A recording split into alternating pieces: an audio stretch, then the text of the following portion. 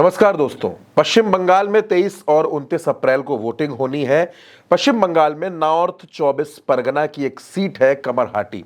कमरहाटी की इतनी चर्चा क्यों हो रही है? दरअसल वहां चर्चा होने की दो वजह हैं दोस्तों। मैं सीधे सीधे आपको कमरहाटी के बारे में बता दूं। कमरहाटी वो सीट है जहां ममता बनर्जी की पार्टी ने 2011 में और 2021 में जीत दर्ज की थी। 2016 में ये सीट टीएमसी हार गई थी। ममता बनर्जी के बड़े भरोसेमंद और टीएमसी के दिग्गज नेता मदन मित्रा यहां 2011 और 2021 में चुनाव जीते। ममता बनर्जी की सरकार में मंत्री भी रह चुके हैं। एक बार फिर ममता बनर्जी ने मदन मित्रा पर दांव लगाया है। मदन मित्रा इस सीट से प्रत्याशी है और उनके सामने बीजेपी ने अपना प्रत्याशी उतारा है अरूप चटर्जी को। दिलचस्प चुनाव है, चर्चित सीट है, लेकिन इसके चर्चित होने की वजह एक बहुरानी है। एक बहू है जो अपने ससुर को जिताने के लिए एड़ी चोटी का जोर लगा रही है। एक बहू है जो टीएमसी को एक बार फिर सत्ता में देखना चाहती है, अपने ससुर को विधायक बनते हुए देखना चाहती है और अगर सरकार बने तो मंत्री बनते हुए देखना चाहती है। दरअसल मदन मित्रा के दो बेटे हैं। उनमें से जो छोटा बेटा है उनकी पत्नी है मेघना मित्रा। मेघना मित्रा टीएमसी की मेंबर भी हैं और कमरहाटी नगरपालिका की सदस्य भी हैं, यानी काउंसलर भी हैं।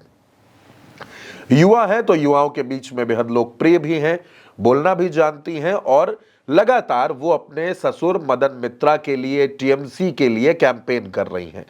गली गली जा रही हैं, लोगों से मिल रही हैं और मदन मित्रा को जिताने की अपील कर रही हैं। मेघना मित्रा दरअसल दोस्तों पश्चिम बंगाल में जो बड़े नेता हैं मदन मित्रा, उनकी बहू हैं और जब वो कमरहाटी से चुनाव लड़ी थी, जब उन्होंने कमरहाटी नगरपालिका का चुनाव लड़ा था तो उन्होंने जीत दर्ज की थी और उसके बाद से लगातार दोस्तों मदन मित्रा की राजनीतिक उत्तराधिकारी के तौर पर अगर कोई चेहरा देखा जा रहा है तो वो मेघना मित्रा का है। दोस्तों आप जानते हैं पश्चिम बंगाल की राजनीति में महिलाएं हमेशा चर्चाओं में रहती हैं। ममता बनर्जी ने भी इस बार 52 महिलाओं को चुनावी दंगल में उतारा है, उनको टिकट दिया है। लोकसभा चुनाव में भी ममता बनर्जी ने बड़ी संख्या में महिलाओं को टिकट दिया था और इस बार भी वो देखने को मिल रहा है। तो कमरहाटी की सीट जो नॉर्थ 24 परगना में आती है, उस जिले की सीट है, दमदम लोकसभा सीट का ये हिस्सा है और चर्चाओं में मदन मित्रा की वजह से ये सीट रहती है।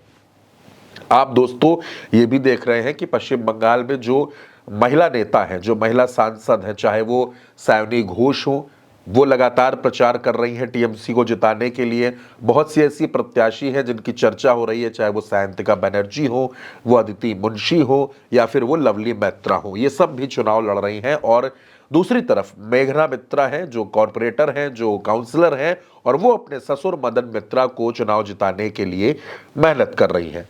कमरहाटी की अगर मैं आपसे बात करूं तो ये एक मुस्लिम बाहुल्य सीट है, मगर इस सीट पर 2016 में मदन मित्रा को हार का सामना करना पड़ा था। हालांकि 2021 में उन्होंने अपनी सीट वापस ले ली थी और अब एक बार फिर वो इसी सीट से दावेदारी कर रहे हैं, चुनाव लड़ रहे हैं। अब फैसला जनता को करना है, लेकिन जिस तरह से उनकी छोटी बहू मेघना मित्रा मेहनत कर रही हैं, जाहिर सी बात है आने वाले वक्त में वो भी टीएमसी की एक बड़ी नेता के तौर पर कमरहाटी में और नॉर्थ 24 परगना जिले में अपनी पहचान जरूर बनाएंगी, क्योंकि अभी राजनीति में उनकी शुरुआत है और वो जिस तरह से मेहनत कर रही हैं, जिस फीलिंग के साथ, जिस अपनत्व के साथ वो वोटर्स के बीच जा रही हैं, घर घर संपर्क कर रही हैं, उनसे मिल रही हैं, तो उसने मेघना मित्रा की एक बड़ी पहचान कमरहाटी के इलाके में स्थापित कर दी है। और जाहिर सी बात है कि मदन मित्रा अपनी राजनीति में जब आगे बढ़ेंगे रिटायरमेंट की तरफ, तो उनके सामने मेघना मित्रा जैसी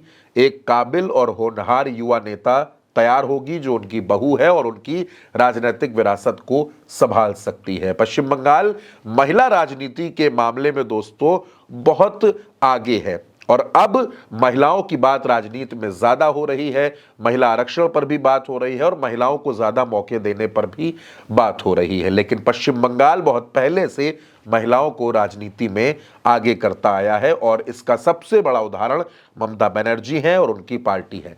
तो मेघना मित्रा का ये चुनाव प्रचार मदन मित्रा के लिए कितना कारगर साबित होता है, ये नतीजे बताएंगे दोस्तों। फिलहाल उल्टा चश्मा यूसी पर मेरे साथ इस वीडियो में इतना ही। आप अपनी राय कमेंट बॉक्स में हमें जरूर बताइएगा। नमस्कार।